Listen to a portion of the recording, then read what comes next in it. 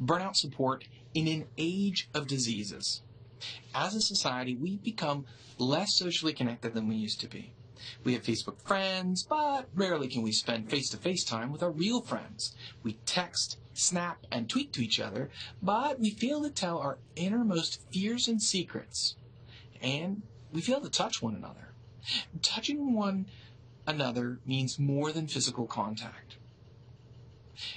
We've had to realize that even touching surfaces someone who is infected has touched can infect us. However, we can touch someone without literally coming into contact with them. What about the need for connection? You see, humans are created with an inherent need to connect with other humans. We were designed this way. We survived this way. We've even thrived this way.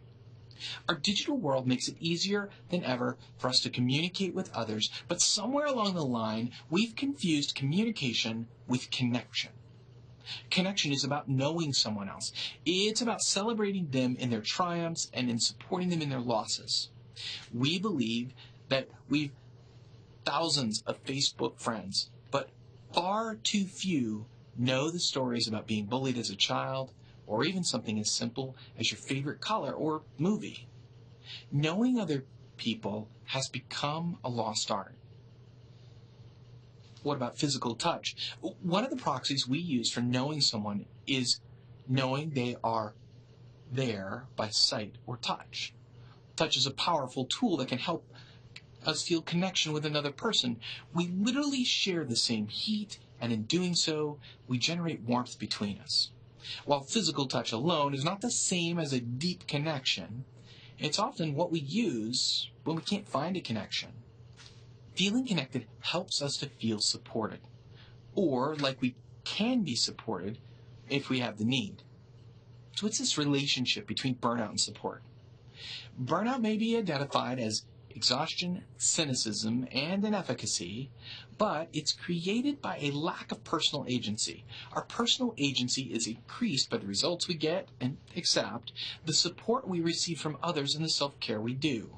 Our tangible results may be hard to change, though we can shift our perceptions of those results. How we perceive support, however, is much more malleable. To get to support, being willing to have someone do something for you, you must have some degree of connection. You must have a belief that you know something about the other person, even if all you know is other people saying they're a good person. The tricky part comes when we expect that the only connection comes through physical touch, even in something as simple as a handshake or a hug. So how do you get support without touch? Whether you're able to touch others on a regular basis through the kinds of social contacts that are culturally appropriate or not, you can form connections and receive support in other ways.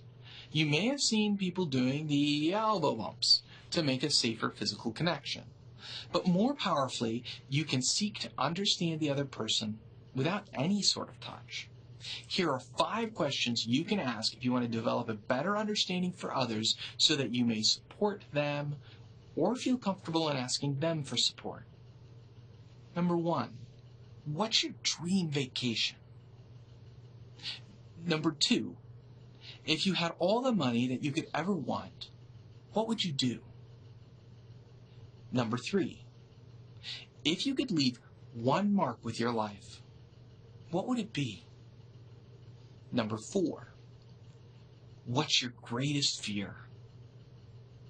And number 5, who's your favorite hero? Listening to these questions and the follow-up questions that you ask for clarification can illuminate who the other person longs to be and will help you understand how your request for support may actually help them fulfill their deepest desires.